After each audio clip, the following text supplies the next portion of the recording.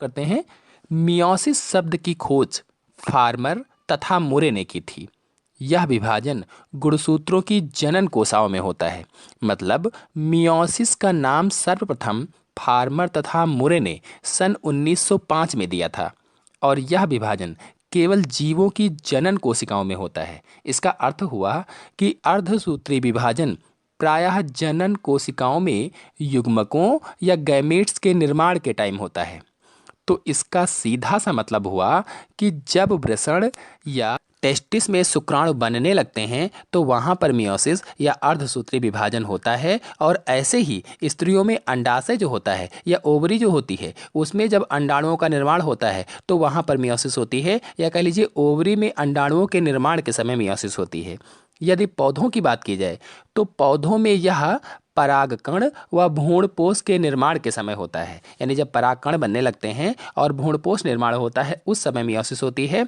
युग्मनज से बीजाणु या स्पोर बनते समय भी मियोसिस की क्रिया होती है। तो अब आपको पता चल गया होगा कि अर्धसूत्री विभाजन या मियोसिस जीवों की जनन कोशिकाओं में कहाँ कहाँ पर होती है। तो विभाजित होने वाली कोशिकाओं की संख्या द्विगुणित होती है। इस विभाजन के फलस्वरूप संतति कोशिकाओं में गुणसूत्रों की संख्या मात्र कोशिकाओं से आधी रह जाती है। युग्मकों के संयोजन से युग्मनज बनता है जिससे गुणसूत्रों की संख्या फिर से द्विगुणित हो जाती है। मतलब ये कि विभाजित होने वाली जो कोशिकाएं होती हैं उनमें गुणसूत्रों की संख्या डिप्लॉयड होती है। यानी जब नर तथा मादा गुणसूत्र वाले युग्मक आपस में मिल जाते हैं तो जाइगोट अथवा युग्मनज बनाते हैं, तो उसे ही द्विगुणित कहा जाता है या डिप्लॉयड कहा जाता है। अर्धसूत्री विभाजन के फलस्वरूप संतति कोशिकाओं में गुणसूत्रों की संख्या मात्र कोशिकाओं से आधी रह जाती है, मतलब अगुणित या हैप्लॉयड होती है। तो विभाजन होने वाली कोशिकाओं में गुणसूत्रों की संख्या द्विगुणित तथा संतति कोशिकाओं में अगुणित होती है। अर्थ यह हुआ कि जनन कोशिकाओं तथा मात्र कोशिकाओं में गुणसूत्रों की संख्या को द्विगुणित या पुत्री कोशिकाओं को अगुणित कहते हैं। यानी गुणसूत्रों की जो संख्या होती है उन्हें द्विगुणित कहा जाता है, और जो मात्र कोशिकाएं होती हैं और जो पुत्री कोशिकाएं होती हैं उसमें अगुणित होते हैं, उसको अगुणित कहते हैं। युग्मकों के संयोजन से युग्मनज अथवा अंग्रेजी में कहें तो जाइगोट बनता है जिसके गुणसूत्रों की संख्या फिर से द्विगुणित हो जाती है। आपको बता दें कि पुत्री कोशिकाओं को युग्मक या गैमेट्स कहते हैं और नर तथा मादा युग्मक आपस में मिलकर जाइगोट या युग्मनज बनाते हैं, जिससे होता क्या है कि गुणसूत्रों की संख्या फिर से द्विगुणित हो जाती है। तो अर्धसूत्री विभाजन में कोशिका का विभाजन 2 बार होता है। मतलब अर्धसूत्री विभाजन लगातार 2 विभाजनों के द्वारा होता है। पहले विभाजन में गुणसूत्रों की संख्या आधी होती है और दूसरा विभाजन सेम सूत्री विभाजन की तरह होता है। पिछला वीडियो मैंने सूत्री विभाजन का अपने चैनल में अपलोड किया है, आप लोग देखना चाहें तो मेरे चैनल में जाकर देख सकते हैं। तो ये अर्धसूत्री विभाजन के दोनों विभाजन एक पूर्ण अर्धसूत्रण कोशिका विभाजन के 2 चरण होते हैं और इन्हें क्रमशः प्रथम विभाजन और द्वितीय विभाजन कहा जाता है। इस प्रकार से एकमात्र कोशिका से 4 पुत्री कोशिकाएं बन जाती हैं या 4 पुत्री कोशिकाओं का निर्माण हो जाता है। मतलब दोनों विभाजनों के फलस्वरूप 4 पुत्री कोशिकाओं अथवा युग्मक का निर्माण होता है। तो चलिए इन दोनों को एक एक करके समझा देता हूं। तो पहला है प्रथम अर्धसूत्री विभाजन। आपको बता दें कि प्रथम अर्धसूत्री विभाजन को हास विभाजन भी कहते हैं, क्योंकि इस विभाजन में गुणसूत्रों की संख्या का हास होता है, यानी गुणसूत्रों की संख्या कम होती है। तो प्रथम अर्धसूत्री विभाजन में 4 अवस्थाएं होती हैं।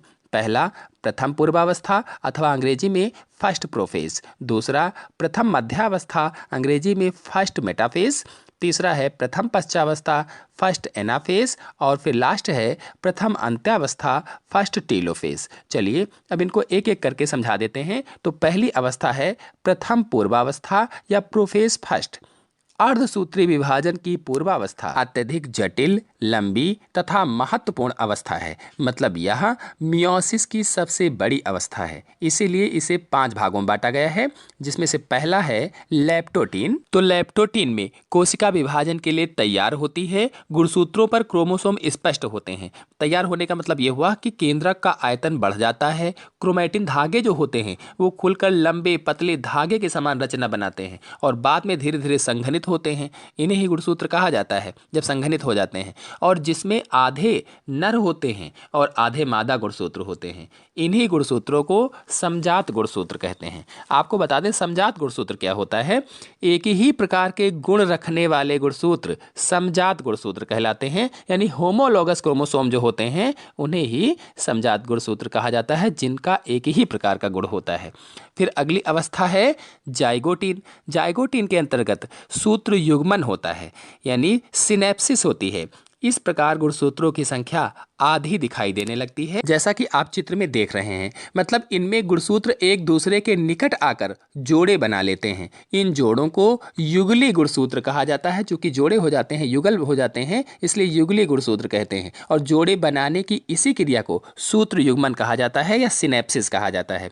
फिर अगला है पैचिटीन। पैचिटीन के अंतर्गत क्या होता है, सूत्र युग्मित गुणसूत्र आपस में और अधिक मजबूती से लिपट जाते हैं। जैसा कि आप चित्र में देख रहे हैं, जो गुणसूत्र हैं वो और अधिक मजबूती से लिपट गए हैं, ट्विस्टिंग हो जाती है, क्रोमोमियर्स अधिक स्पष्ट हो जाते हैं। अब समजात जोड़ा स्पष्ट 4 सूत्रों वाला या टेट्रावैलेंट दिखाई देने लगता है, यही क्वेज़मेटा बनते हैं। तो पैचिटीन में क्या होगा कि इसमें प्रत्येक गुणसूत्र लंबाई में 2 भागों में बढ़ जाता है, और प्रत्येक जोड़े में जो होता है कि अर्ध गुणसूत्र दिखाई देता है, जिसे चतुर संयोजक कहा जाता है या चतुर संयोजक कहते हैं। तो अब आते हैं अगले पर, डिप्लोटीन पर। डिप्लोटीन के अंतर्गत क्या होता है, क्वेज़मेटा अधिक स्पष्ट हो जाते हैं, क्रॉसिंग ओवर होता है, और गुणसूत्र अपनी टेट्रावैलेंट स्थिति में अत्यंत स्पष्ट, मोटे, छोटे हो जाते हैं। जैसा कि आप चित्र में देख रहे हैं, डिप्लोटीन में गुणसूत्र अधिक संघनित हो गए हैं तथा युग्मित गुणसूत्र जो हैं वो प्रत्येक अर्ध गुणसूत्र एक दूसरे से अलग होने लगते हैं। ये गुणसूत्र एक साथ अलग नहीं होते हैं, बल्कि कुछ स्थानों पर एक अर्ध गुणसूत्र दूसरे अर्ध गुणसूत्र से क्रॉस के रूप में जुड़े रहते हैं, जैसा कि आपको चित्र में दिख रहा है। कुछ स्थानों पर क्या होता है कि एक अर्ध गुणसूत्र दूसरे अर्ध गुणसूत्र से क्रॉस के रूप में जुड़ जाता है।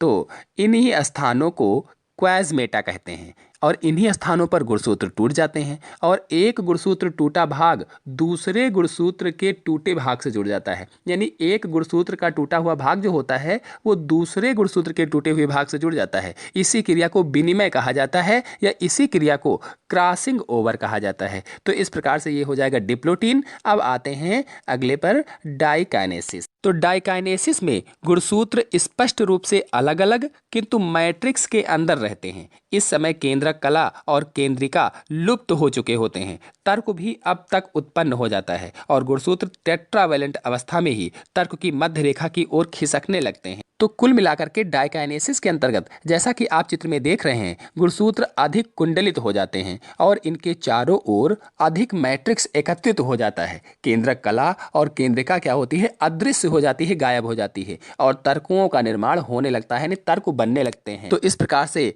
प्रथम पूर्वा अवस्था हो जाएगी या फर्स्ट प्रोफेज हो जाएगा। अब आते हैं प्रथम मध्य अवस्था पर। तो प्रथम मध्य अवस्था के अंतर्गत क्या होता है आपको बता देते हैं। टेट्रावैलेंट गुणसूत्र तर्क की मध्य रेखा पर व्यवस्थित हो जाते हैं, जैसा कि आप चित्र में देख रहे हैं, और मध्यावस्था प्लेट बन जाती है, यानी मेटाफेज प्लेट का निर्माण हो जाता है। और टेक्सटाइल फाइबर जो होते हैं ये गुणसूत्रों के साथ सेंट्रोमियर या काइनेटोकोर पर जुड़े होते हैं। टेट्रावैलेंट के दोनों गुणसूत्र के मध्य प्रतिकर्षण अत्यधिक बढ़ जाता है, यानी दोनों गुणसूत्रों के मध्य क्या होता है, प्रतिकर्षण बढ़ता है, वो भी अत्यधिक बढ़ता है। तो प्रथम मध्यावस्था के अंतर्गत क्या होगा कि इसमें जो तर्क होते हैं वो बनने लगते हैं, और सभी गुणसूत्र तर्क की मध्य रेखा पर एकत्रित हो जाते हैं, और गुणसूत्रों का जो गुणसूत्र बिंदु होता है वो सदैव ध्रुव की ओर होता है। तो इस प्रकार से प्रथम मध्यावस्था हो जाएगी। अब आते हैं प्रथम पश्चावस्था पर। इसमें क्या होता है, प्रतिकर्षण के बढ़ने और टेक्सटाइल फाइबर के सिकुड़ने के कारण टेट्रावैलेंट के दोनों बाइवैलेंट गुणसूत्र विपरीत ध्रुव की ओर खिसकने लगते हैं, जैसा कि आप चित्र में देख रहे हैं। ये जो टेक्सटाइल फाइबर्स हैं इनके सिकुड़ने के कारण टेट्रावैलेंट के जो दोनों गुणसूत्र हैं, बाइवैलेंट गुणसूत्र हैं, वो विपरीत ध्रुवों की ओर खिसकने लगते हैं। इस समय तर्क मध्य रेखा से कुछ पिचक जाता है और दोनों ध्रुवों की ओर बढ़ जाता है। और तर्क के पिचकने से क्या होता है कि दोनों ध्रुवों की दूरी बढ़ जाती है। बाइवैलेंट गुणसूत्र ध्रुवों की ओर खिसकते रहते हैं। तो ये हो जाएगी प्रथम पश्चावस्था। कुल मिलाकर के इसमें प्रथम पश्चावस्था में क्या हुआ कि प्रतिकर्षण बल के कारण गुणसूत्र विपरीत ध्रुव की ओर जाने लगते हैं और इसमें दोनों युग्म की जो गुणसूत्र होते हैं आनुवांशिक दृष्टि के समान है तथा ये संख्या में आधे रह जाते हैं। अब आते हैं अगले भाग प्रथम अंत्यावस्था पर। तो प्रथम अंत्यावस्था या टीलोफेज फर्स्ट के अंतर्गत क्या होता है, बाईवैलेंट गुणसूत्र ध्रुवों पर एकत्रित हो जाते हैं जैसा कि आपको चित्र में दिख रहा है और अब केंद्रक कला, केंद्रिक इत्यादि स्पष्ट होने लगते हैं। इस प्रकार दोनों ध्रुवों पर एक एक केंद्रक बन जाता है। तो टीलोफेज फर्स्ट के अंतर्गत क्या होगा, यानी प्रथम अंत्यावस्था के अंतर्गत क्या होगा, प्रत्येक ध्रुव के गुणसूत्रों के समूह में केंद्रिका प्रकट हो जाती है और केंद्रक कला बन जाती है। अर्धसूत्री विभाजन के प्रथम चरण में एक कोशिका विभाजित होकर द्विपुत्री कोशिकाओं का निर्माण करती है। इसमें गुणसूत्रों की संख्या आधी रह जाती है। इस प्रकार से अर्धसूत्री विभाजन प्रथम की सभी अवस्थाएं हो गई हैं। अब कोशिका द्रव्य का विभाजन आपको बता देते हैं, यानी साइटोकाइनेसिस बता देते हैं। तो कोशिका द्रव्य का विभाजन प्रायः मियोसिस प्रथम पूर्ण होने पर नहीं होता, यानी मियोसिस प्रथम जब पूर्ण होता है तब कोशिका द्रव्य का विभाजन नहीं होता। जो दोनों केंद्रक होते हैं वो मियोसिस द्वितीय की तैयारी करना शुरू कर देते हैं और यदि यह होना होता है तो कोशिका पट्टिका अंत्यावस्था प्रथम से पहले ही बनने लग जाती है, यानी सेल प्लेट का निर्माण पहले से ही होने लगता है। तो इस प्रकार कोशिका द्रव्य का विभाजन हो जाएगा। अब आते हैं अर्धसूत्री विभाजन द्वितीय पर या सम विभाजन पर। प्रथम को हास का विभाजन कहा गया था और इसे सम विभाजन भी कहा जा सकता है।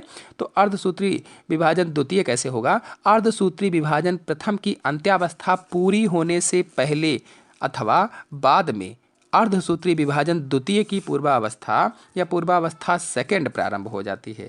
तो अर्धसूत्री विभाजन प्रथम के द्वारा बनी दोनों कोशिकाएं या केंद्रक प्रायः एक साथ ही विभाजित हो जाते हैं। यह विभाजन साधारण विभाजन या सूत्री विभाजन की तरह से होता है, जैसे मैंने पहले से वीडियो अपलोड कर रखा है यूट्यूब पर। सूत्री विभाजन या माइटोसिस का वीडियो वहां से देख सकते हैं। मतलब ये हुआ कि दोनों केंद्रक या कोशिकाएं वही प्रवस्थाएं प्रदर्शित करते हैं जैसे सूत्री विभाजन या माइटोसिस में होती हैं। तो इसके अंतर्गत भी पूर्वावस्था द्वितीय यानी प्रोफेज द्वितीय, मध्यावस्था द्वितीय या मेटाफेज द्वितीय, पश्चावस्था द्वितीय, अंत्यावस्था द्वितीय होती है। तो इस प्रकार से संपूर्ण अर्धसूत्री विभाजन के अंत में 4 कोशिकाएं बनती हैं, जिनमें से प्रत्येक के केंद्रक में पूर्वावस्था प्रथम के प्रत्येक टेट्रावैलेंट गुणसूत्र की एक एक क्रोमैटिड्स होती है।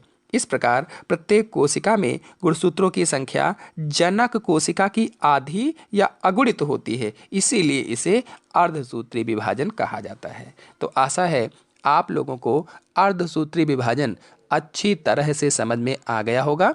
तो आज के अंक में इतना ही। अगले अंक की जानकारी के लिए मेरे चैनल को सब्सक्राइब कर लीजिए और साथ में बेल आइकन को भी प्रेस कर लीजिए ताकि आने वाले अगले वीडियो की नोटिफिकेशन भी, उसकी जानकारी भी आपको सबसे पहले प्राप्त हो जाए। धन्यवाद।